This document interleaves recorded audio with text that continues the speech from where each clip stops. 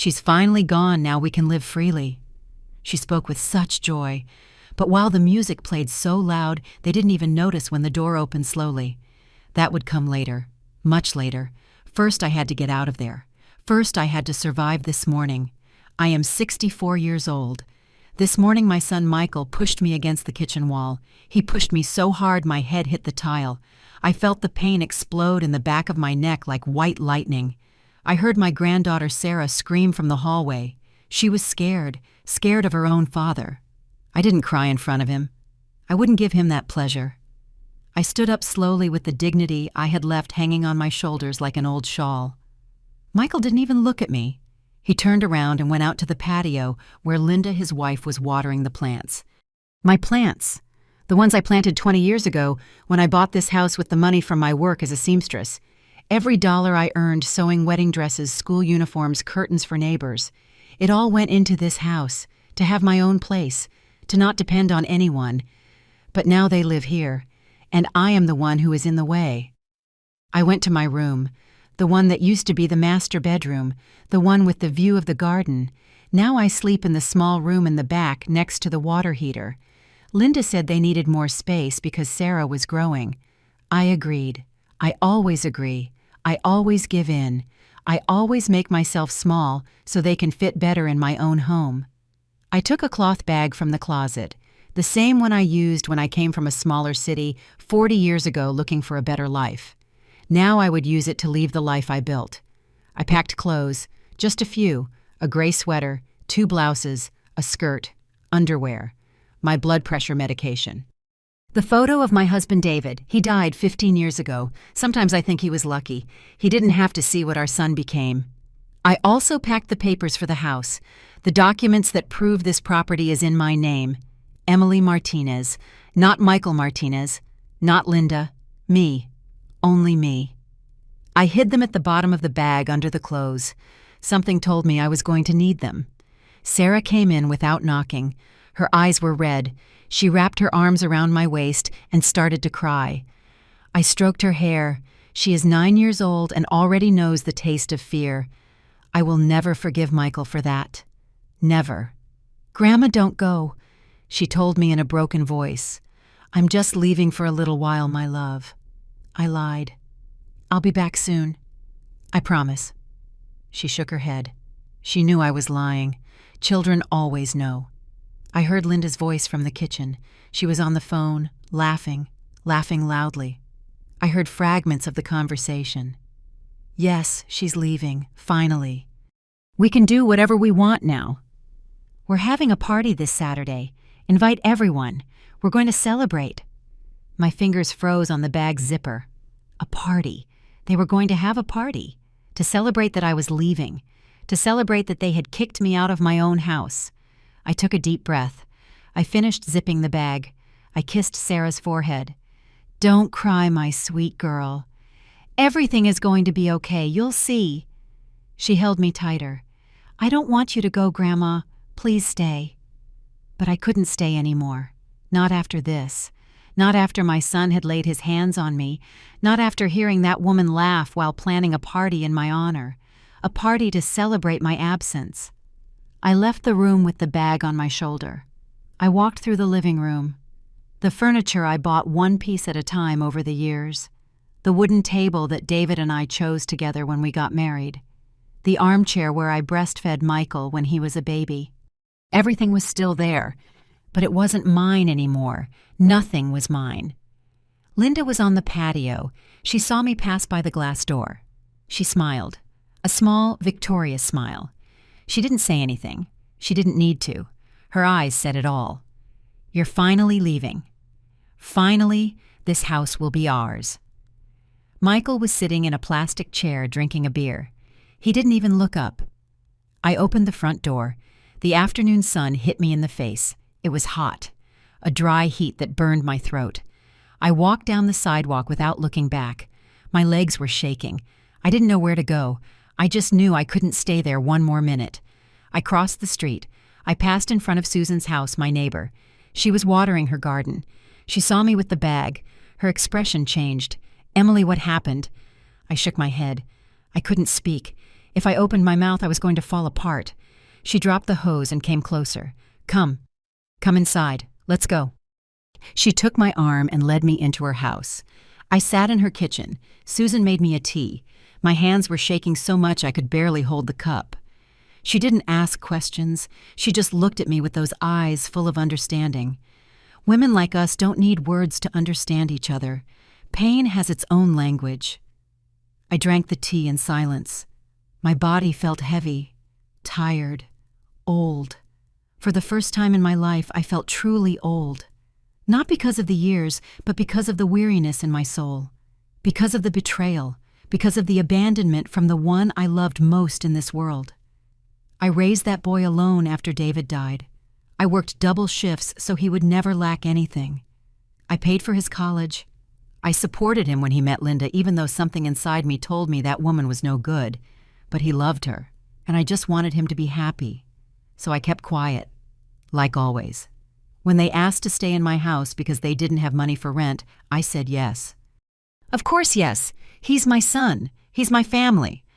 It will only be for a few months, they said, just until we save up for a down payment on an apartment. 6 months passed, then a year, then 2, and they never left. Little by little, they began to take control. Linda moved the furniture around. Michael brought his things and put them where mine used to be. My space got smaller and smaller until one day I realized I was living like a guest in my own home. But I never thought we would get to this. I never thought my son would lay a hand on me. I never thought I would have to flee my home. The place I built with so much sacrifice, with so much love. Susan prepared the guest room for me. Rest, Emily. We'll talk tomorrow. You can stay as long as you need. I thanked her without a voice. I lay down in that strange bed. I closed my eyes, but I couldn't sleep. In my head, I only heard Linda's laughter. We're going to have a party. We're going to celebrate. I spent the whole night awake, staring at the ceiling, thinking, remembering, wondering at what point everything went wrong. At what point I lost my son. Or maybe I never had him. Maybe he was always like this, and I was just too blind with love to see it. The next day, my whole body ached.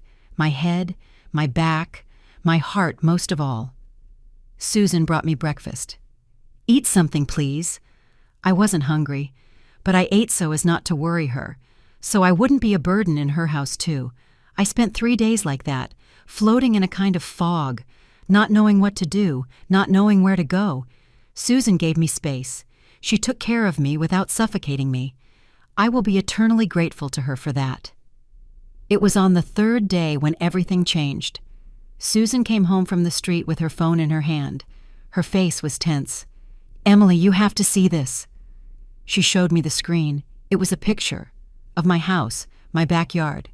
There were people everywhere, tables full of food, beer bottles, a grill smoking, colorful balloons, music.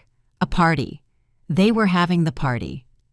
30 years ago, I met David at a textile factory downtown. I was 34. He was 37. We both worked the same shift. He was in the cutting department. I was in sewing. We saw each other every day during lunch. One day, he offered me half of his sandwich because I had forgotten my food at home. That's how it all started. We got married 6 months later. A simple wedding. No luxuries. David didn't earn much, and neither did I. But we had something better than money. We had plans, we had dreams. We wanted our own house, a place to raise our children, a space that was just ours. We rented a small apartment on the outskirts, 2 bedrooms, a tiny kitchen, a bathroom with broken tiles. But it was our refuge. Michael was born there 2 years after we got married. I remember the first time I held him. He was so small, so fragile. He cried a lot. We barely slept. David worked during the day and I worked at night, so there was always someone watching the baby. We were a team. We had each other. Michael grew up fast. He was a quiet child, observant. Not like the other kids in the building who ran and screamed all day. He preferred to stay inside reading or drawing. David said he was going to be an artist. I thought maybe he'd be an architect. something creative, something big. We gave him everything we could. Clean clothes, even if they were secondhand. Hot food every day, even if we ate less so he could have more. New school supplies at the start of every year, even if we had to pay in installments. We wanted him to have what we never had: opportunities, education, a future. When Michael was 8, we managed to buy a small plot of land. It was small. It was in a neighborhood far from downtown, unpaved streets, no full utilities, but it was ours, our piece of land, our beginning. David and I built that house with our own hands. Well, he built. I helped by carrying bricks, mixing cement, painting walls. On weekends, the three of us would go. Michael played in the rubble while we worked. It took us 3 years to finish it. 3 years of sacrifice, of saving, of not buying anything that wasn't absolutely necessary. I remember the day we moved in. Michael was 11. He ran all over the house shouting with happiness. "Mom, I have my own room. Dad, look how big the yard is. We can plant trees." David and I hugged in the empty living room. "We did it," he told me. "We have a home." And we did. For years we were happy there. I got a job at a fabric store. I did alterations and sewing on commission. David stayed at the factory but got a promotion. He earned a little more, enough to live without anxiety, enough to pay for Michael's education. Our son finished high school with good grades. He wanted to study business administration. David was so proud. My son is going to college. My son is going to have a degree. My son isn't going to work with his hands like me. We paid his tuition, his books, his bus fare, everything. It was a heavy load on our budget, but it was worth it.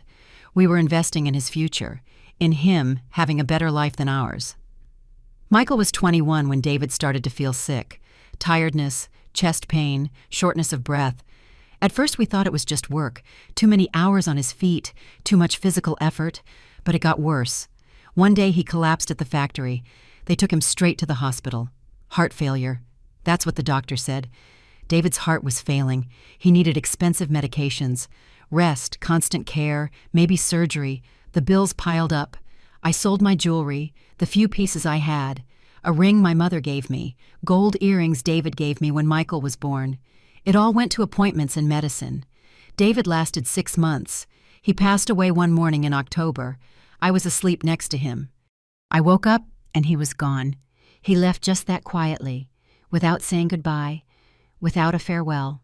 I was left alone with Michael. He was 23. He was in his last year of college. I told him not to worry, that I would take care of everything, that he should finish his studies, that it was what his father would have wanted. I worked more than ever. I took every job I could. I sewed into the early morning. I slept 3 or 4 hours. The rest of the time I was at the machine. Prom dresses, costumes for school festivals, nursing uniforms, curtains, tablecloths, whatever it was. I couldn't afford to turn anything down. Michael graduated. I was there at the ceremony. Alone, without David, but proud. My son has a college degree. I did it. We did it. After graduating, Michael got a job at a logistics company. He didn't earn much at first, but it was a start. He moved into a shared apartment with other guys. I stayed in the house alone. For the first time in years, the house was silent, a heavy, empty silence. I kept working. I kept sewing. It was the only thing I knew how to do, the only thing that kept me busy, that kept me from thinking too much about the loneliness. Michael came to visit me on Sundays. We ate together. He told me about his work, about his plans. He wanted to move up in the company, build a career, earn more. I listened happily. My sacrifice was worth it. It was on one of those visits when he told me he had met someone, a coworker, Linda. He wanted me to meet her. He brought her the following Sunday. She was young, pretty, well-dressed. She smiled a lot, maybe too much. She talked about her plans with Michael, about how they wanted to live, about the house they wanted to have, the car they wanted to buy, the trips they wanted to take. Everything was, I want, I want, I want. Nothing about we have or we've achieved, just plans for the future, dreams without foundations. Something in my stomach twisted that day, but I kept quiet. Michael looked at her with adoration. He was in love. And I wasn't going to be the bitter mother-in-law who ruins her son's happiness. They got married the next year, a medium-sized wedding in a rented hall. I paid for part of the expenses. I didn't have much, but I gave what I could. He was the only son I had, the only family I had left. At first, everything seemed fine. Michael kept visiting me. Linda came with him. Always very polite, always very proper. She brought me flowers. She helped me set the table. She asked about my health. She seemed like a good woman. But things changed when Linda got pregnant. Suddenly, the visits became less frequent. Michael was busy. Linda was tired. They needed to save money. They needed to prepare for the baby. I understood, or so I told myself. Sarah was born in March, a beautiful little girl. When I saw her for the first time in the hospital, my heart melted. She looked identical to Michael when he was born. The same eyes, the same little nose. My granddaughter. My blood. The first few months were hard for them. Linda didn't sleep. Michael was exhausted from work and sleepless nights. Money was tight. Diapers were expensive. Formula was expensive. Everything was expensive. I helped them however I could. I brought them food. I gave them baby clothes I bought at the market. I gave them money when I could. Not much, but something. I wanted them to know they weren't alone. Sarah was 6 months old when Michael came to see me alone, without Linda, without the baby.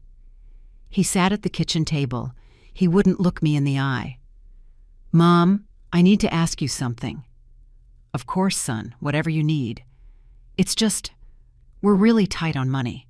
The apartment where we live is very expensive. And with Sarah, we need more space. Linda says she can't go on like this, that she's going crazy in that tiny place." I nodded, waiting. "We were wondering if we could stay here." "With you, just for a few months, until we save up for a down payment on our own place. We'd pay you some rent, and help with the bills." My heart sped up. Part of me jumped for joy. My son, my granddaughter, in my house. I wouldn't be alone. I would have family close. But another part, a small, quiet part, felt afraid. "Of course, son. This is your house. You can stay as long as you need." Michael smiled. He hugged me. "Thank you, Mom. You don't know how much this means to us." They moved in the following week. The first few days were good. Almost perfect. It was nice to hear noise in the house again, to hear Sarah babbling, to see Michael come home from work, to have someone to eat dinner with. I wasn't alone anymore. I wasn't eating while staring at the wall in silence. I had family with me. Linda seemed grateful. She helped me cook. We washed dishes together. We sat in the living room in the afternoons while Sarah slept. We talked about recipes, about the baby, about simple things. I thought that maybe I had been wrong about her. Maybe she was a good woman after all. But things started to change, slowly. So slowly, I almost didn't notice. First, it was the living room. Linda said they needed space for Sarah's things, the playpen, the toys, the high chair. "Of course," I told her. "Put whatever you need." She moved my favorite armchair, the one by the window. She pushed it into a corner against the wall. "It's not in the way here," she said. She put the playpen right where my armchair used to be. Then it was the kitchen. Linda said she needed to reorganize everything, that it was more practical for her since she cooked often. She moved my pots, my plates, my cups, everything I had arranged over 20 years. She put it where she wanted, where it was convenient for her. I would look for things and they weren't where they had always been. She started buying things without asking me. A new microwave, an expensive blender, appliances that filled the kitchen counter. "We don't have space for all this," I told her once. She looked at me as if I were being difficult. "It's just that what you had was already very old, Emily. This is better, more modern." She stopped calling me Mom. She started calling me by my name. Emily, just like that, with no affection, like we were roommates, as if I wasn't her husband's mother. Michael said nothing. He came home tired from work, ate dinner, watched television, went to sleep. He didn't notice the changes, or he didn't want to notice. Then it was my room, the master bedroom, the one with its own bathroom and a view of the garden. One day, Linda came in while I was folding laundry. She stood in the doorway looking around. "This room is very big, Emily." "Yes, it's comfortable. We're very cramped in Michael's old room. With Sarah's crib, we barely fit. And she's growing. Soon she'll need a real bed." I felt a knot in my stomach. I knew where this was going. "You could move to the back room, the small one." "I mean, you're alone. You don't need so much space, and there are 3 of us." "It would be fairer." Fairer. That word burned in my chest. Fairer in my own house. Fairer to give up my room, the one I shared with David, the one I painted myself, the one with the window where the sun comes in every morning. But I said nothing. I just nodded. "Okay, I'll move." It took me 2 days to move my things. Michael helped me carry the wardrobe. "Thanks, Mom," he said. "This helps a lot." Linda was already cleaning my room before I had even finished taking everything out. She hung new curtains, put on new sheets. She erased any trace of me in less than an hour. The back room is small, dark. It faces the water heater. You can hear it dripping all night. It doesn't have a closet. I had to put my clothes in boxes. The bed barely fits, but I told myself it was temporary. Just a few months. Soon they would leave, and I would get my space back. 3 months passed, then 6. They weren't leaving. They never talked about leaving. When I asked how they were doing with saving for their apartment, Michael changed the subject. "It's tough, Mom. Everything is so expensive. We need more time." Linda started inviting people to the house. Her friends, her sisters. They came on Saturdays. They stayed for hours, drank coffee, laughed loudly, used my cups, left everything dirty. I cleaned up after they left. One afternoon, I heard one of them ask, "Is this house yours, Linda?" "No, it's my mother-in-law's, but we live here." The other woman said something I couldn't quite hear. Linda laughed. "We'll see. We'll see." Those words echoed in my head. We'll see what? What was she planning? Michael started coming home later. He said there was traffic, that he had meetings, that work was heavy, but he smelled like beer. He arrived with red eyes. With wrinkled clothes. Linda said nothing to him. She didn't seem to care. I watched Sarah every afternoon. Linda said she needed to rest, that being with a child all day exhausted her. She would go out. She wouldn't say where. She would come back hours later with shopping bags, new clothes, shoes, makeup. She was spending money they supposedly didn't have. Sarah started calling me Mommy. I was the one who fed her, who bathed her, who put her to sleep. Linda got angry. "Don't teach her to call you that. I am her mom." I explained that the girl said it on her own, that I wasn't teaching her anything. But Linda didn't believe me. She started pulling Sarah away from me. When the girl came looking for me, Linda would call her. "Come with Mommy. Leave Grandma alone. She has things to do." Sarah would cry. She wanted to stay with me, but Linda insisted. The girl learned not to look for me when her mom was around. The house bills started to go up, the electricity, the water, the gas.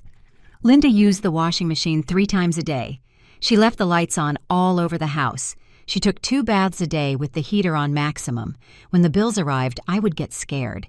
It's almost $200 for electricity. How can it be so much? Michael said he would pay half, but he never did. There was always an excuse. "This month is tough, Mom. Next month I'll pay you for 2 months together." But the next month would come, and the story repeated. I ended up paying for everything. My savings were starting to run out. Linda decided they needed a car. Michael said they didn't have a down payment. She insisted.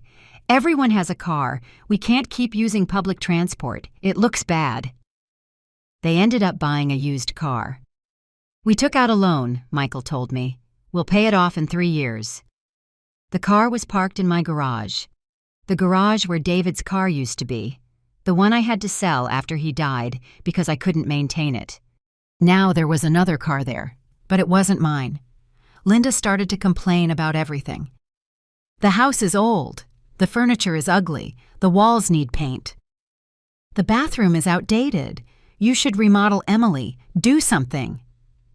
This looks like an old person's house." I didn't have money to remodel. I barely had enough for the bills and food. But she insisted. If you're not going to fix the house, at least let us do it. We can pay little by little. Make improvements. Michael hired a contractor. They started breaking down walls, changing floors, painting. I hadn't authorized any of it, but it was already done.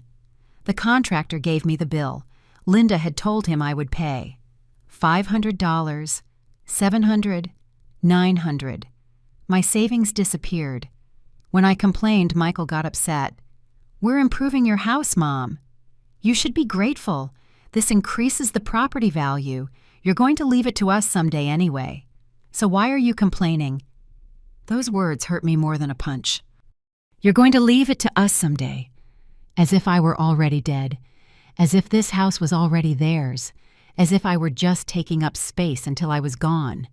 Linda started making decisions without consulting me.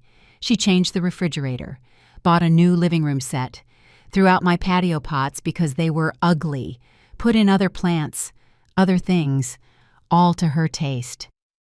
I watched from the window of my small room as my house transformed into something I didn't recognize. On Sundays, Linda invited her family, her parents, her brothers. They filled the patio. They had barbecues, drank beer, laughed.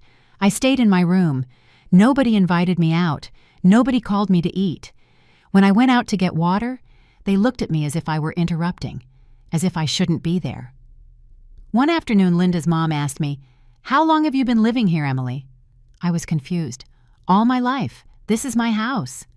The woman laughed awkwardly. "Oh, right.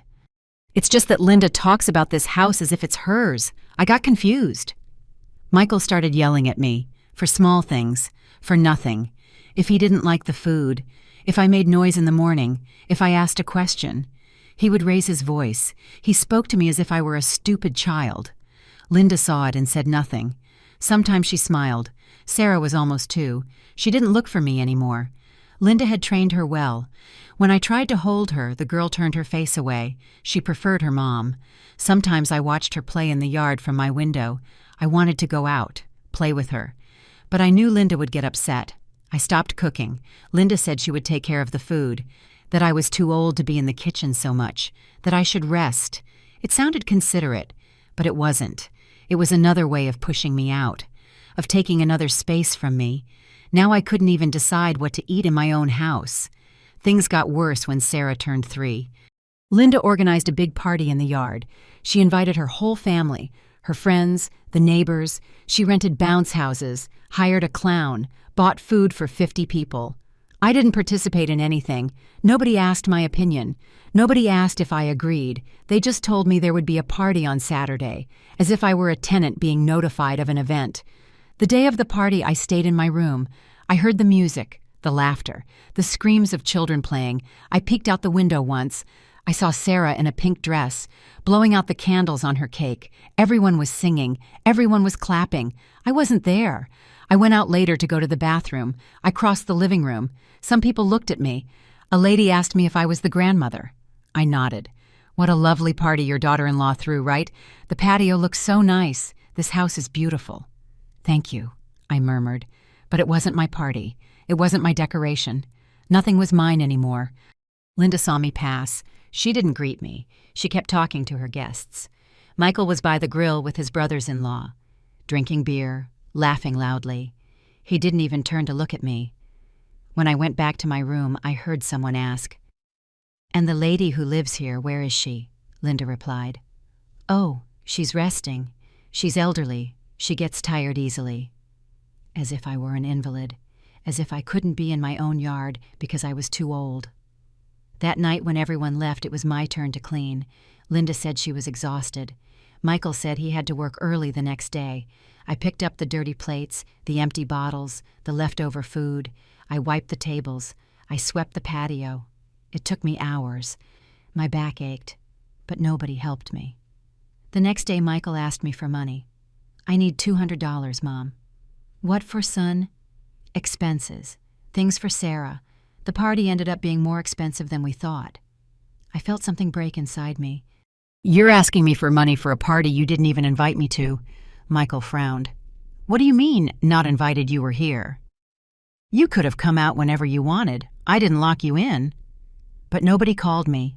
Nobody included me. He shrugged. Don't be dramatic, Mom. You always exaggerate everything. I didn't give him the money. It was the first time I said no. Michael got angry. He left slamming the door. Linda came in later. I heard everything. You realize you're being very selfish. Michael works hard. He tries, and you don't even support him. You only think about yourself. I work too, I replied. I pay the bills for this house, the bills that you two run up. Linda laughed. Please, Emily, what work do you do? Your little sewing jobs, your miserable pension. We maintain this house. We've improved it. If it were up to you, this place would still be a pigsty. That's not true. You don't pay anything. You live here for free. You eat for free. You spend my money as if it's yours. Linda looked at me with contempt. You know what? You're bitter because you're alone, because nobody needs you anymore. You should be grateful we're here, that we give you company. If it weren't for us, you'd be here dying of loneliness. Her words pierced me. I wanted to answer. I wanted to defend myself, but my voice wouldn't come. Linda left. I just stood there in the kitchen, shaking. I didn't eat dinner that night. I locked myself in my room. I cried in silence. For the first time, I thought about leaving everything. But where would I go? I had no one else. This was my house, my only place in the world. The following days were tense. Michael didn't speak to me. Linda didn't either. They ignored me. When I entered a room, they left. When I tried to talk to Sarah, Linda took her away. Come on, sweetie. Grandma's busy. One afternoon, a bill came from the bank, a loan I hadn't applied for, $5,000. In my name, with my signature, or something that looked like my signature. I called the bank. They told me the loan had been approved 2 months ago, that the money was already in my account. But I hadn't seen that money. It wasn't in my account. I looked for my papers, the house documents, my bank account papers, my ID. They weren't where I had left them. I searched my entire room. They were gone. I panicked. Someone had taken my documents. Someone had taken out a loan in my name. I went to find Michael. He was in the living room watching TV. Michael, I need to talk to you. What is it, Mom? I'm watching something. It's important. A bill came from the bank, a loan I didn't ask for. Michael didn't look at me. Oh yeah, I took it out. We needed money to fix the roof. It was leaking. But it's a loan in my name, without my permission. That's illegal, Michael. You can't do that. He finally turned to look at me. Oh, Mom, don't exaggerate. I'm your son. What do you need permission for? Besides, it's for the house. Your house. It benefits you too. You stole my identity. You forged my signature. Michael stood up. His face changed. Just shut up. I'm sick of your complaints. Sick of everything bothering you. Sick of you always nagging. He had never spoken to me like that. Never with that violence. I took a step back. Michael followed me. You know what your problem is? You think you're still in charge here, that this house is yours. But it's not anymore. You don't decide anything. I'm in charge here. Linda and me. You just live here because we let you. His words hit me harder than any fist. Michael, this is my house. It's in my name. I built it. I paid for it. He laughed, a cold, bitter laugh. For now, but we'll see how long that lasts. I wanted to say something, defend myself, but Linda walked in. What's going on? Why are you yelling? Michael pointed at me. Your mother-in-law is hysterical because I took out a loan. Linda sighed. Oh, Emily, always making drama. That money was used for the house, so it doesn't leak everywhere. You should be grateful. I am not grateful. You are stealing from me. You are using my name, my documents, my credit. This is not legal. Linda crossed her arms. Are you going to sue us? Your own son, your granddaughter's mother. Go ahead. Do it. You'll look like the worst mother in the world, the worst grandmother. Nobody will believe you, Michael added. Besides, who's to say you didn't authorize that loan? Who's to say you didn't forget your old mom? You forget a lot of things. Maybe you even signed it and just don't remember. No, that's not true. I didn't sign anything. You forged my signature. Linda got closer. Her voice became soft, poisonous. Emily, you're 64 years old. You live alone. Well, you used to live alone. You have no one else but us. Think about it. What are you going to do? Where are you going to go? Who's going to take care of you when you're older, when you can't take care of yourself? You're going to need us. You better treat us well. I felt the floor move beneath my feet. It was a clear threat. Either I shut up and obeyed, or I would be left alone, abandoned, with no one. I went to my room. I closed the door.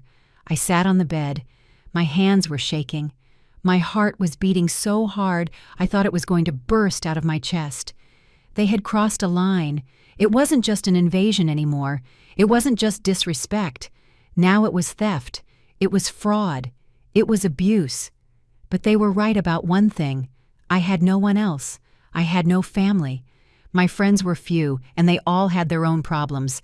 I couldn't just show up at their doors asking for help and report them, report my own son. How could I do that? What would people say? What would they think of me? I spent days thinking, turning it over in my mind, looking for a way out that I couldn't find. Michael still wasn't speaking to me. Linda treated me with contempt. Sarah wouldn't even look at me. I was a ghost in my own home. One night I heard Michael and Linda talking in their room. I was in the hallway. I was going to the bathroom. They had left the door halfway open. Linda's voice was clear. How much longer are we going to put up with her? I'm sick of her, always complaining, always in the way.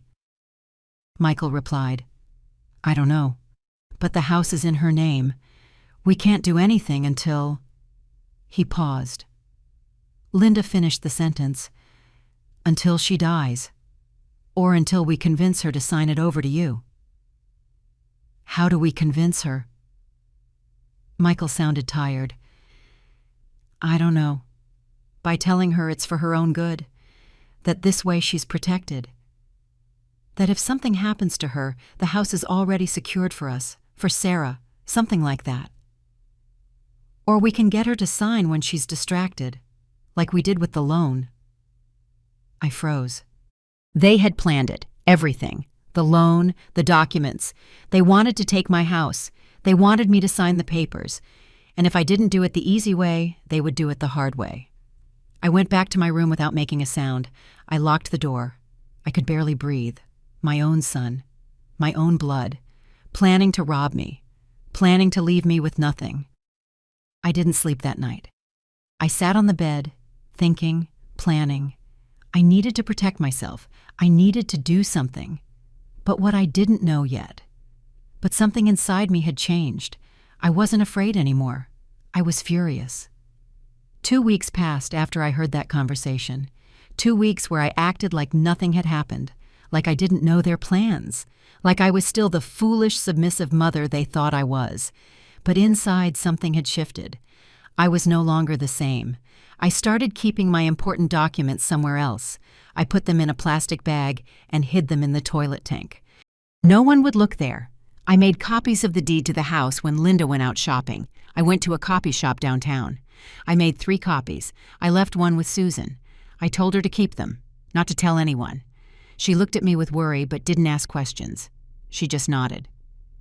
Michael came home one night with papers in his hand. He was in a good mood, smiling.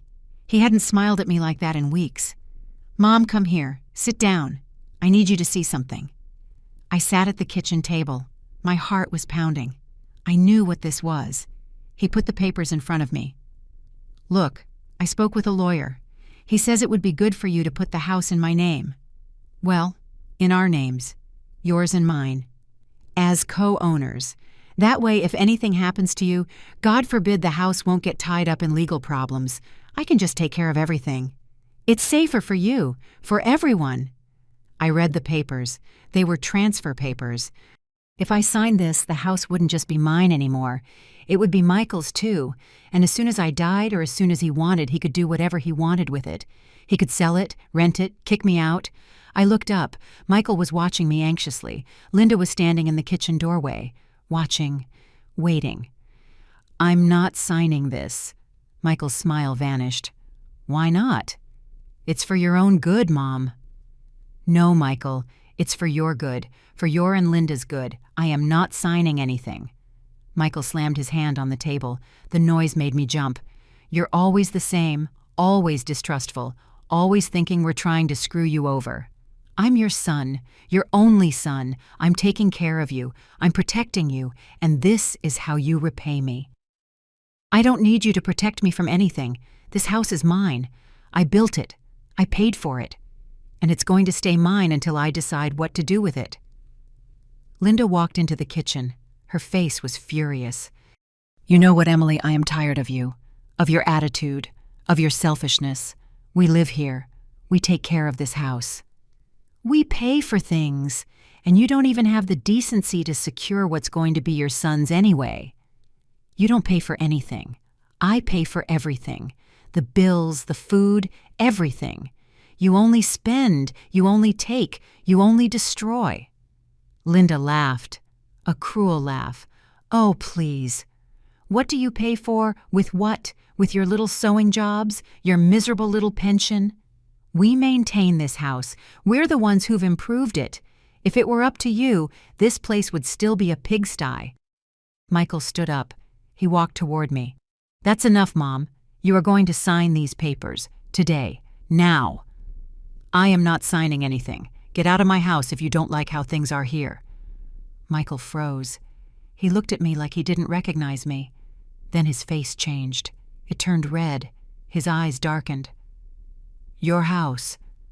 This isn't your house anymore." "It's our house, and if anyone is leaving here, it's you." I got up from the chair. I wanted to get away, go to my room, lock the door. But Michael blocked my path. "Move, Michael." "I'm not moving. You're going to sign those papers or I swear you'll regret it." "I am not signing anything. Get out of my way." Michael pushed me. It was a hard push, violent. I lost my balance. My back slammed against the wall. My head hit the tile. I felt a sharp, blinding pain. I heard a scream. It was Sarah. She was standing in the hallway. She had seen everything. "Grandma." Her voice sounded scared, terrified. Linda ran to her. "Go to your room, Sarah. Now." "But Mom." "I said go." The girl ran off crying. I heard her bedroom door slam. I touched my head. I felt something wet. Blood. I was bleeding. Michael just stood in front of me, breathing hard. He didn't look sorry. He didn't look worried. He just looked furious. Linda spoke. Her voice was cold, calm. "See what you caused, Emily. See what you do. You get Michael like this. You push his buttons. This is your fault." "I didn't do anything. You are stealing from me. You are attacking me in my own house." Linda shrugged. "Nobody is attacking you. You fell, that's all. You lost your balance. You're an older woman. These things happen. Michael pushed me. You saw it. Sarah saw it." Linda shook her head. "Sarah didn't see anything. She's a child. She gets confused." "And we didn't see anything either. We just saw you fall. You should be more careful." I understood in that moment. They were never going to admit anything. They would never accept what they had done. They could hurt me. They could steal from me. They could do whatever they wanted, and they were always going to blame me. They were always going to twist the truth. I went to my room. I locked the door. I sat on the bed. My whole body was shaking. I cleaned the blood from my head with a towel. It wasn't a big cut, but it hurt. It hurt a lot. I heard Michael and Linda talking in low voices. Then I heard them laugh. They were laughing. After what had just happened, they were laughing. I heard music.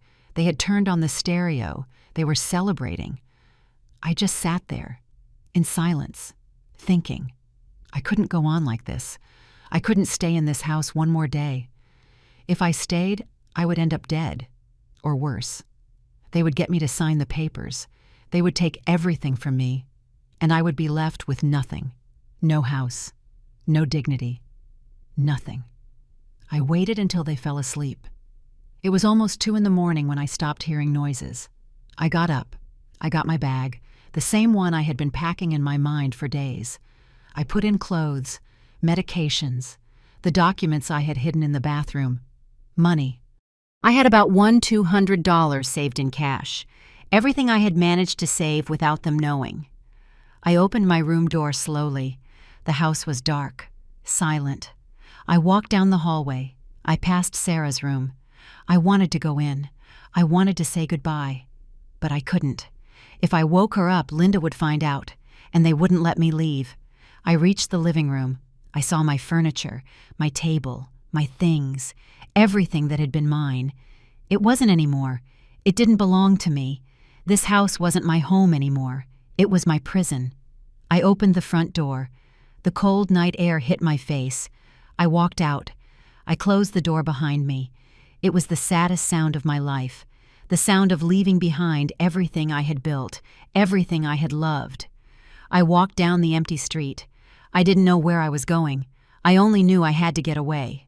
I had to get out of there before it was too late. My legs hurt. My head was pounding. But I kept walking. I got to Susan's house. I knocked on the door. I waited. I heard steps inside. The porch light turned on. Susan opened it. She was wearing an old robe. Her hair was messy. She looked at me. She saw my bag. She saw my face. She saw the cut on my head. "Oh my God, Emily, what did they do to you?" She didn't say another word. She pulled me inside, closed the door. She hugged me.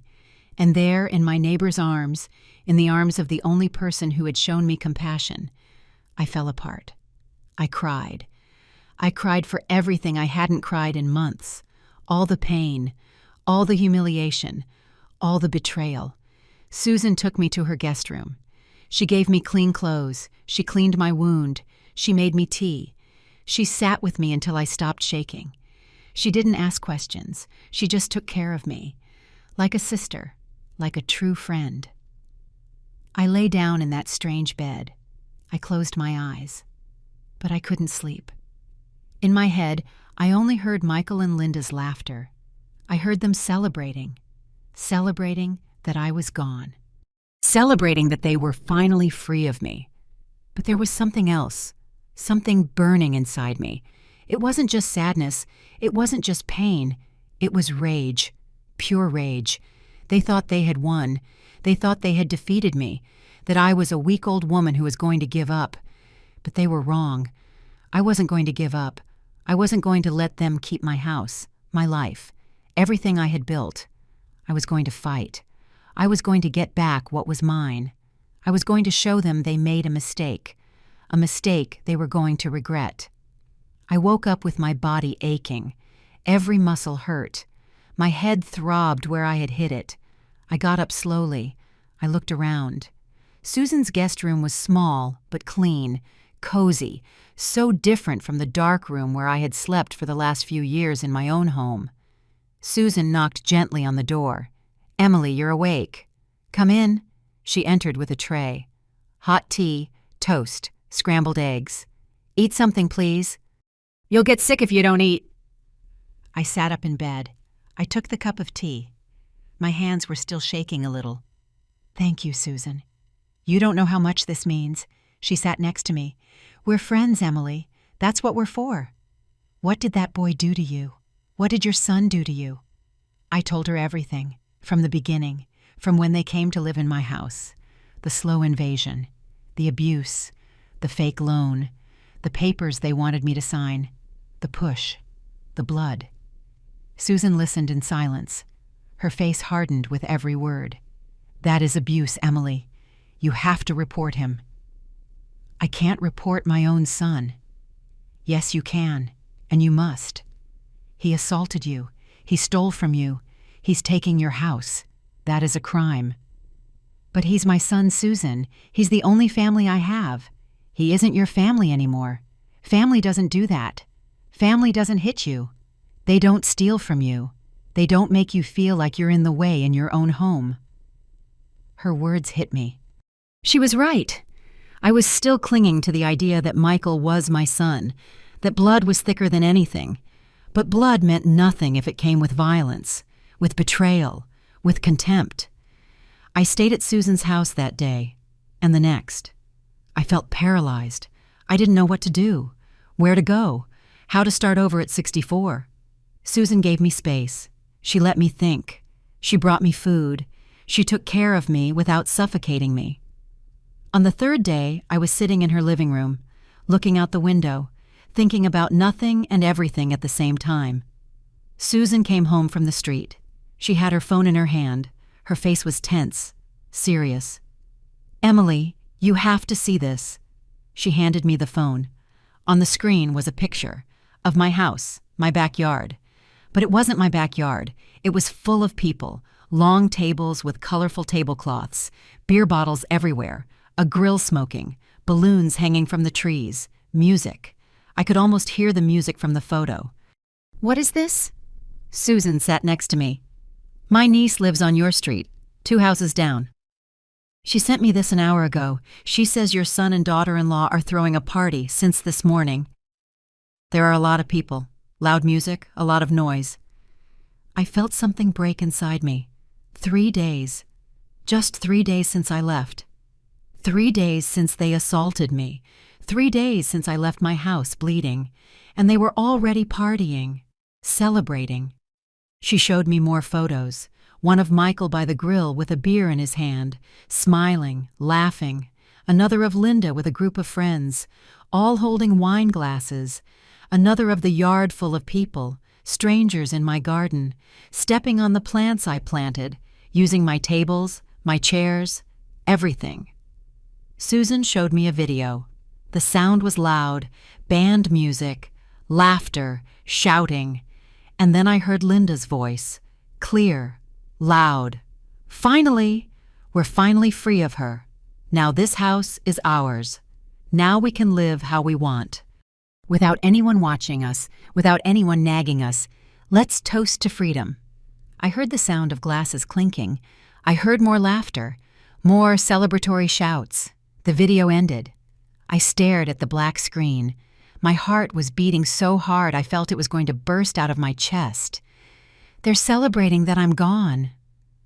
My voice sounded strange, distant. "They're celebrating." Susan nodded. "It looks like it. I'm sorry, Emily. I know it hurts. But you needed to see this. You needed to know what kind of people they are." I stood up. I paced the living room. My hands were clenched into fists. My jaw was tight. Something inside me was transforming. The pain was turning into something else, something stronger, darker, more powerful. How long has the party been going on? Since 10 in the morning, according to my niece. It's 3 p.m. now. That's 5 hours. 5 hours.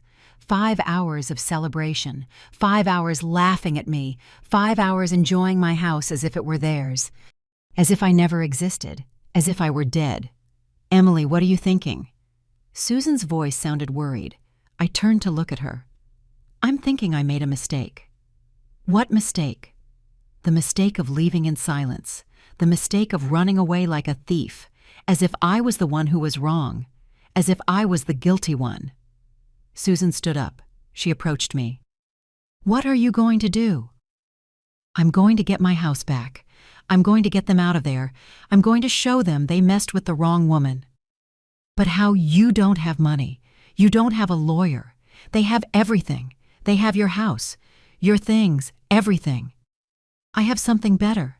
I have the truth. I have the documents that prove that house is mine. I have this cut on my head.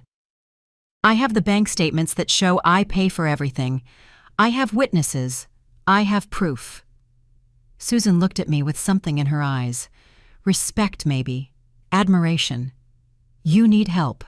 I know a lawyer, a good one.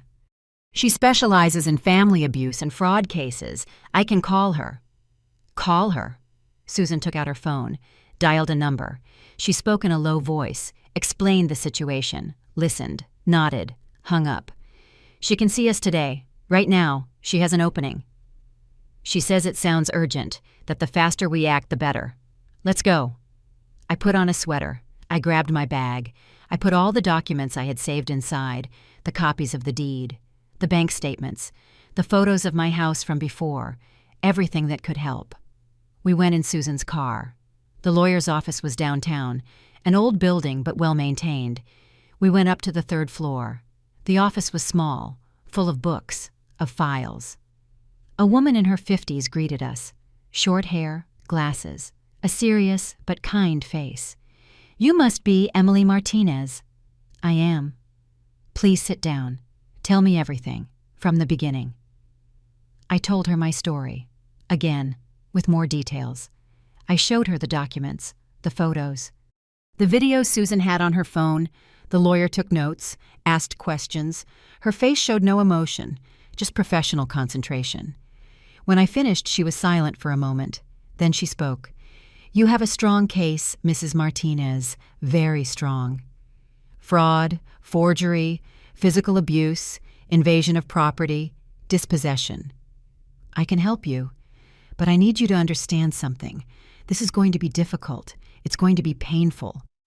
You are going to have to confront your son, take him to court, maybe to jail.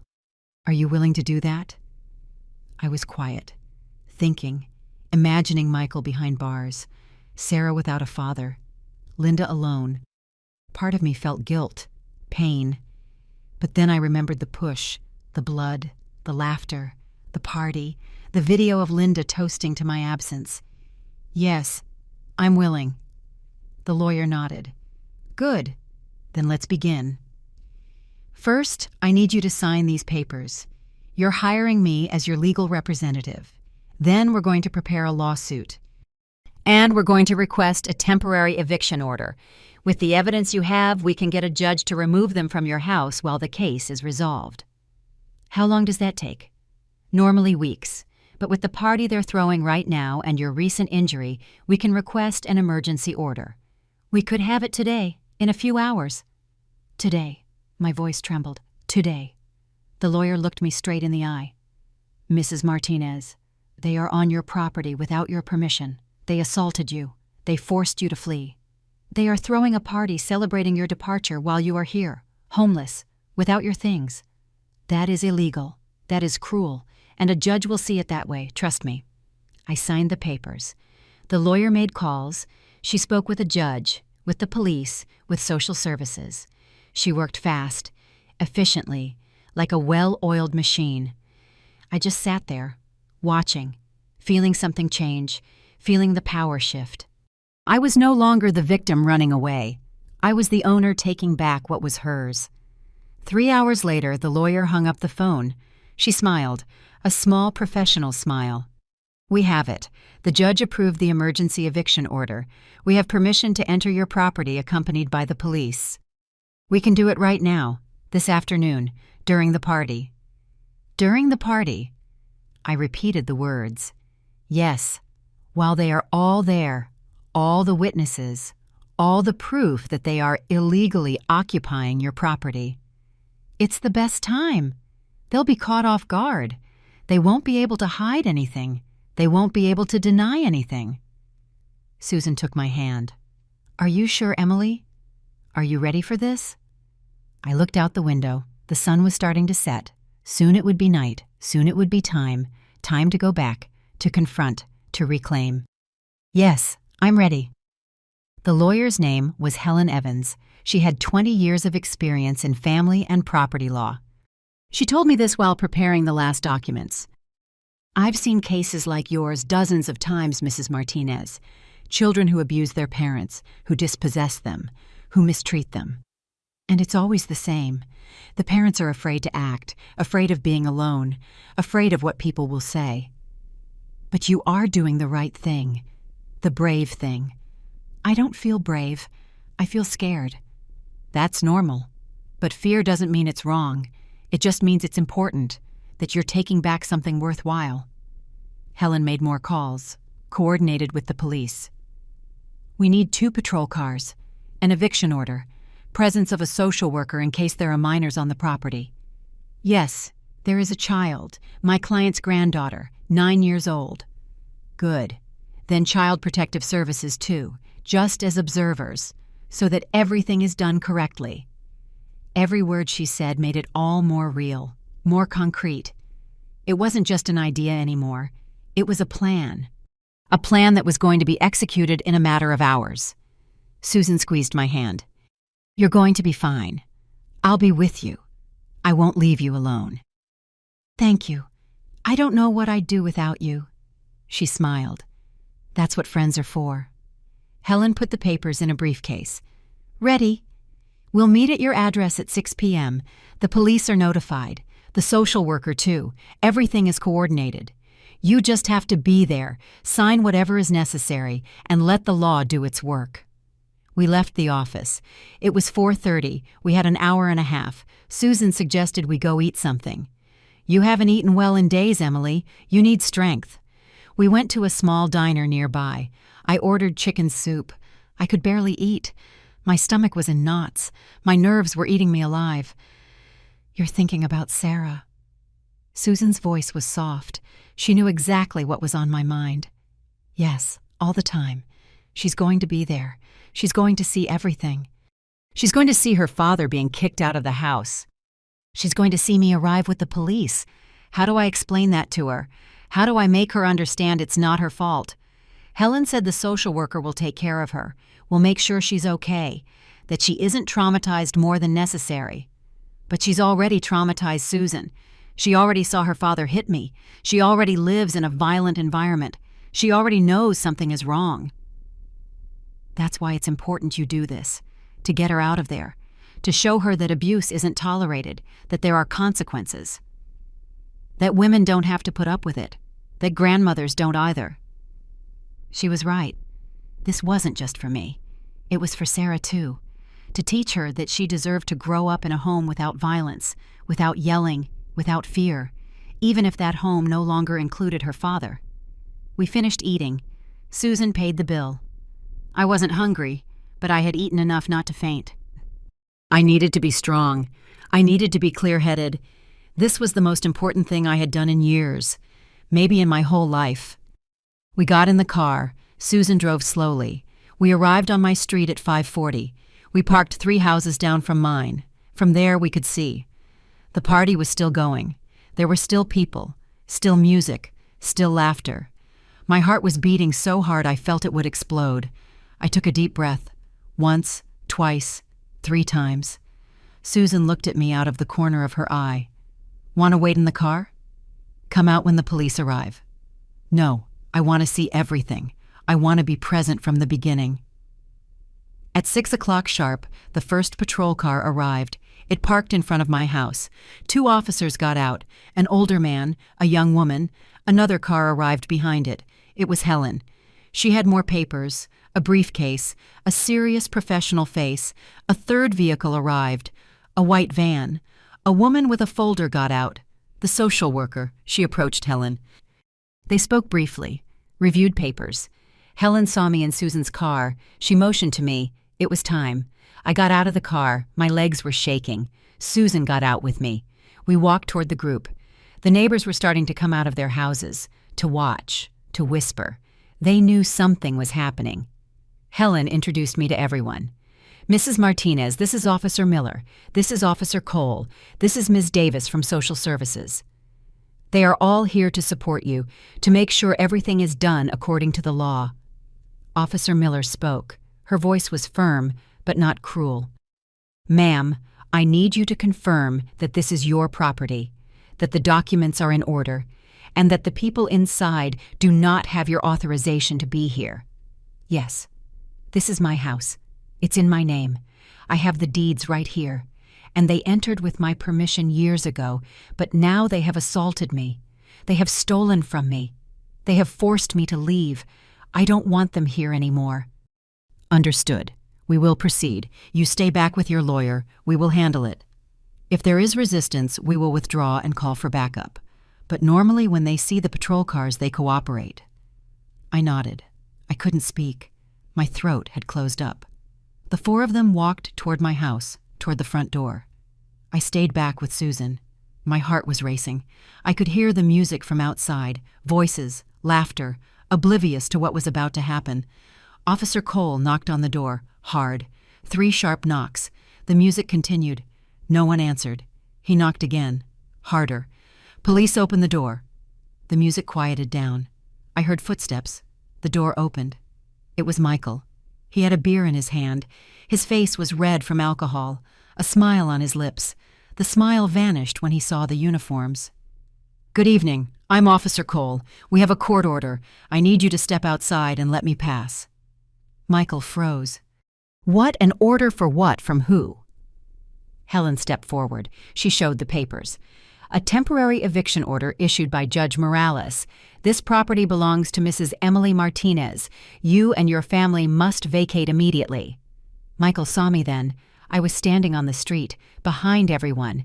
His face changed, surprise, then rage. "Mom, what did you do? What the hell did you do?" Linda appeared behind him. "What's wrong, Michael? Who are they?" She saw the patrol cars. She saw the police. She saw me. Her face turned pale. "This is a mistake. This is our house. We live here. You can't just kick us out." Helen spoke in a calm but firm voice. "Ma'am, this property is registered in the name of Emily Martinez. She has the legal right to request your eviction, especially after being the victim of physical assault and fraud. We have documentation of everything, including the loan you took out in her name without her consent." "That's a lie." Linda was practically screaming. "She authorized that loan. She lives here. We take care of her. You can't do this." Officer Cole intervened. "Ma'am, I need you to cooperate. This is a court order. If you do not comply voluntarily, we will have to use other means. You have 30 minutes to gather your essential belongings. You can retrieve the rest later by appointment and in the presence of an officer." The people from the party started to come out. The guests, confused, scared, some still with drinks in their hands. "What happened? What's going on?" Linda yelled at them. "Stay! Nothing's wrong. You'll see this is a mistake." But people were leaving, quickly. No one wanted to be there. No one wanted trouble with the police. In 10 minutes, the yard was empty. Only Michael, Linda, Sarah, and us remained. Sarah came out of her room. Her eyes were red. She had been crying. She saw me. "Grandma!" She ran toward me. The social worker tried to stop her, but I shook my head. I let her come. She hugged my waist. "Please, Grandma, don't let them kick us out. Please." My heart broke into pieces. I knelt in front of her. "My love, this is not your fault. None of this is your fault. But I can't live here with your parents anymore. They hurt me. They hurt me badly. And I have to take care of myself. I have to be safe. But I'll take care of you, Grandma. I'll protect you. I know, my sweet girl. I know. And I love you. I will always love you. But this is something the adults have to solve. You just need to be a kid. You don't have to protect anyone." The social worker approached. She spoke softly. "Hi, Sarah. I'm Ms. Davis. I'm going to make sure you're okay, that your parents and your grandma resolve this without it affecting you." "It's okay. You're going to be okay," Linda called her. "Sarah, come here. Now don't stay with her. This is all her fault." Sarah looked at me, confused, scared. "Go with your mom, my love. It's okay. Go." The girl walked slowly toward Linda. She looked back at me twice, as if saying goodbye, as if asking me if I was going to be okay. I smiled at her, even though it hurt, even though I was dying inside. Michael started gathering things, throwing clothes into bags. Linda was crying. "This isn't fair. You have no right. We're going to fight this. We're going to get the house back. You'll see, Emily. You're going to regret this." Helen answered for me. "Ma'am, any threats will be documented and used against you. I suggest you cooperate and leave peacefully." The 30 minutes passed like a dream, like a movie. Michael and Linda took out clothes, Sarah's toys, some personal items. Not much. They couldn't take much. Officer Cole supervised everything, made sure they didn't take anything that wasn't theirs. When they finished, they walked out. Michael passed by me without looking. Linda looked at me with pure hatred. "This isn't over. I swear to you." Sarah was crying. Grandma, please." They got into their car. The one they had bought with borrowed money, the one they parked in my garage. They started it. They left. The taillights disappeared down the street. I just stood there, in the middle of the street, in front of my house which was finally mine again. Officer Miller handed me the keys. "They're yours, Mrs. Martinez. The house is secure. I recommend you change the locks first thing tomorrow, just in case they made copies." I nodded. I took the keys. They felt heavier than I remembered. Or maybe it was me who felt lighter. Helen reviewed the final papers. I signed where she indicated. "This is temporary, Mrs. Martinez. There will be a hearing in 2 weeks, but with the evidence we have, it's very likely the eviction will become permanent." They can try to fight, but I doubt it. Cases like this rarely favor the abuser. "Thank you, counselor, for everything," she smiled. "It's my job, and it's the right thing to do. Take care. Call me if anything happens. Any threats, any unauthorized attempt to contact you. It's all noted." The social worker approached. "Mrs. Martinez, I'll be monitoring the minor's situation. Sarah, to ensure she is in a safe environment. If at any point you feel the child is in danger with her parents, let me know. We have options." "I will. Thank you." The officers left. Helen left. The social worker left. Only Susan and I remained, standing in front of my house. The yard was still littered with the remains of the party: plastic cups, empty bottles, plates with half-eaten food, napkins on the ground. The smell of barbecue still hung in the air. "Do you want me to stay with you tonight?" Susan looked at me worried. "No, I need to be alone. I need to reclaim my space. But thank you for everything. I couldn't have done this without you." She hugged me. "You're stronger than you think, Emily. You always have been. You just needed to remember it." Susan left. I stood in front of the door. My door. I put the key in the lock. I turned it. The sound of the bolt opening was the sweetest sound I had heard in years. I pushed the door. I went inside. The house was silent. A deep, heavy silence. But it wasn't the oppressive silence from before. It was a silence of peace, of freedom. I walked through the living room. I ran my hand over the table, over the armchair that had been mine and that Linda had moved. I put it back by the window, where it had always been, where it belonged. I went to the kitchen. There were dirty dishes everywhere, leftovers from the party, bottles on the counter, spilled food, a disaster. But it was my disaster, my kitchen, my house. I started to clean. I washed the dishes, one by one. I wiped the counter. I swept the floor. I felt every movement, every gesture. I was reclaiming my space. I was erasing their traces. I went to the master bedroom, the one that had been mine, the one they took from me. Linda's sheets were still on the bed, her things on the dresser, makeup, perfumes, clothes. I removed everything. I put it in bags. I left it in the hallway. They could come pick it up. Or not. I didn't care. I put on my own sheets, the ones I had in storage. White, clean. They smelled like lavender. I sat on the bed, my bed, in my room. I looked out the window, the garden, the plants, the darkening sky. It was all there. It was all still there. And now it was mine again. I went to the small back room, the one that had been my prison. I took out my few things, my clothes, my medications, David's photo. I put it on the nightstand in the master bedroom, next to the bed, where it had always been. "Hello, my love, I'm back. I'm home." I spent the next few hours cleaning, organizing, reclaiming every corner, every space.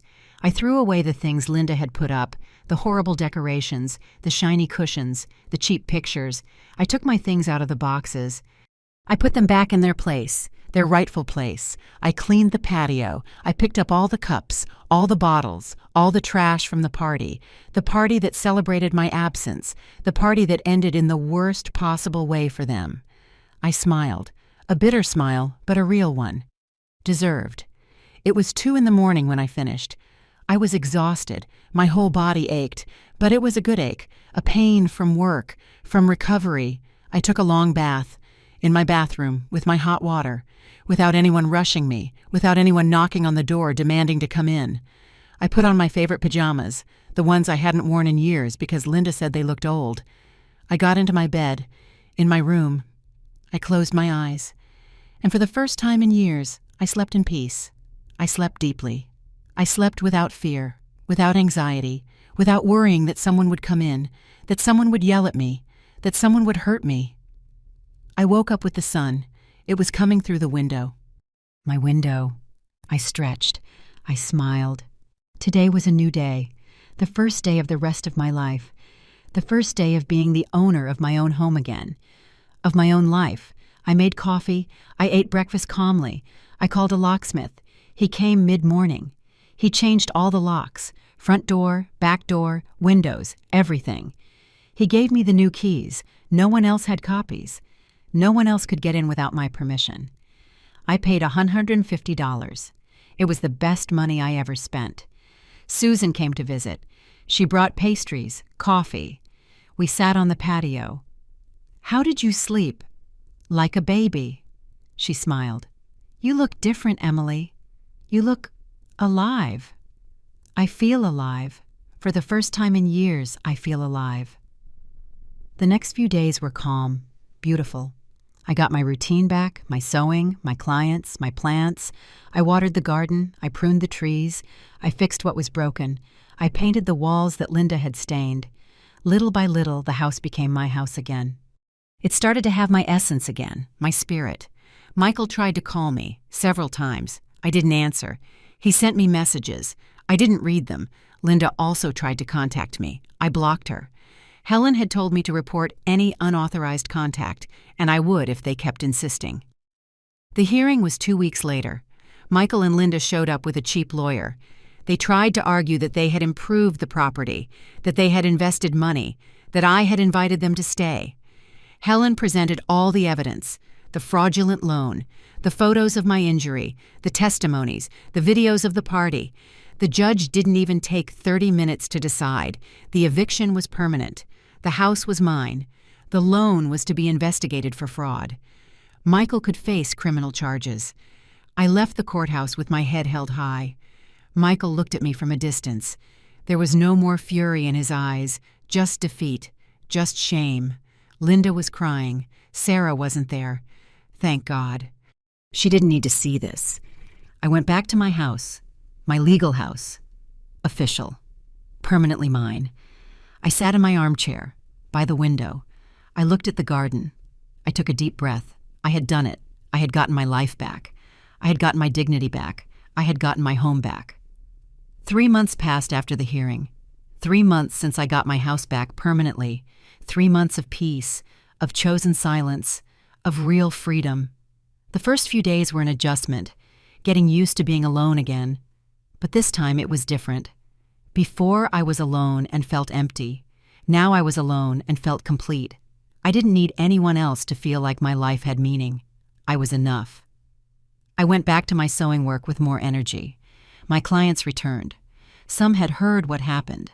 Gossip travels fast in the neighborhood. But they didn't look at me with pity. They looked at me with respect, even admiration. Mrs. Emily who beat her own son. Mrs. Emily who didn't let them win. Mrs. Emily who took back what was hers. I earned more money in those 3 months than in the last 2 years. I no longer had to pay the inflated bills from Linda. I no longer had to give money to Michael. I no longer had to finance parties or selfish whims. My money was mine. I spent it on what I wanted, on what I needed. I bought new clothes. Not many, but good ones. I got my hair done at a salon. I bought new glasses. I invested in my sewing machine, had it serviced. I bought quality fabrics, imported threads. I treated myself to things that before seemed impossible, unnecessary, selfish. I painted the house, all of it, in light, fresh, cheerful colors. I hired someone to fix the roof, to repair the leaks, to change the broken tiles in the bathroom. The house looked beautiful, like new, like when David and I built it. Susan kept visiting. We had coffee every afternoon. We laughed. We told stories. We made plans. I wanted to travel, to see the ocean. I hadn't left the city in years. Susan said we could go together, that it would be fun. 2 old ladies loose on the beach. I laughed. I liked the idea. I didn't hear from Sarah for 2 months. It hurt. I thought about her every day. I wondered if she was okay, if she missed me, if she hated me for what happened. But I couldn't contact her. Legally, I couldn't go near her while she was with Michael and Linda. The judge had ordered it. It was in the 3rd month that I got a call. It was the social worker, Ms. Davis. "Mrs. Martinez, I need to talk to you." My heart sped up. "Is it Sarah? Is she okay?" "She's physically fine, but emotionally she's having a hard time. Her father is being investigated for fraud. Her mother is working double shifts. The girl spends a lot of time alone or with neighbors. She's asking for you, constantly. Can I see her?" "There's a process, but yes, I can arrange it if you are willing to be evaluated as a temporary care option." I would do anything, whatever is necessary. I went through evaluations, interviews, home visits. They checked my house, my financial stability, my mental health, my history. It was all invasive, uncomfortable, but necessary. And I did it, for Sarah. To give her a safe home. A place where she could be a child without carrying the weight of adult problems. 2 weeks later, Ms. Davis called me. "You've been approved, Mrs. Martinez. Sarah can stay with you. Temporarily, while her parents' situation is resolved, if you agree." I cried. I cried with happiness, with relief. Yes, I agree." Sarah arrived on a Saturday morning. The social worker brought her. She had a small backpack, few things. She got out of the car slowly. She saw me standing in the doorway. She ran. "Grandma!" She threw her arms around me. I held her tight, so tight I thought I would break her. "I'm sorry, my love. I'm sorry for everything." She shook her head. "No, Grandma. You didn't do anything wrong. Dad did bad things. Mom, too, but not you." I showed her her room. I had prepared it especially. I painted the walls yellow, her favorite color. I bought a new bed, sheets with butterflies, a desk for her homework, books, toys, everything for her. Her eyes lit up. "This is for me, all of it, my love, all for you." The days with Sarah were different. I had to get up earlier, make her breakfast, take her to school, pick her up, help her with homework. But it was a beautiful exhaustion, a tiredness with purpose, with love, with meaning. She told me about her day, her friends, what she was learning. I told her stories about when her dad was a boy, the good parts, before everything went wrong. She listened intently. Sometimes she asked about him, about her mom. "I miss them, Grandma." "I know, my sweet girl, and it's okay to miss them. You can love them and at the same time know that what they did was wrong. Both things can be true." One afternoon, we were at the market buying vegetables. I saw Michael. He was in the line for tortillas. He looked different, thinner, older, tired.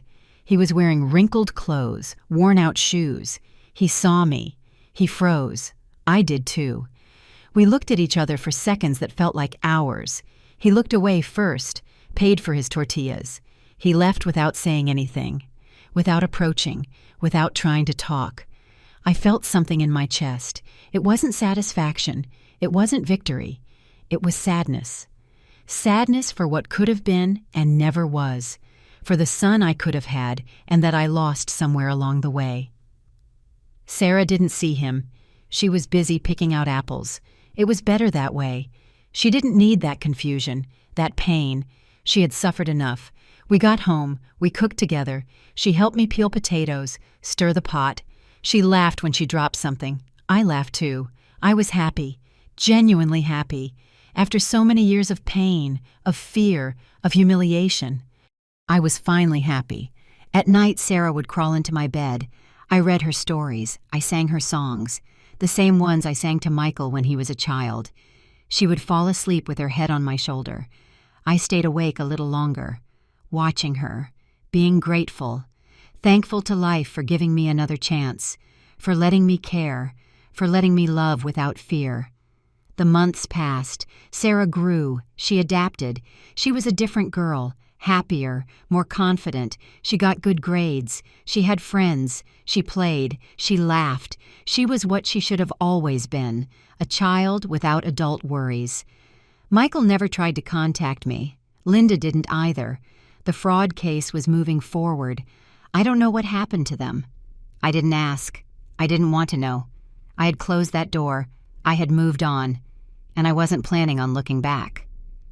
One Sunday afternoon, I was in the garden. Sarah was playing with a ball. Susan had come to visit. We were drinking lemonade, talking about everything and nothing. The sun was warm. The air smelled like jasmine.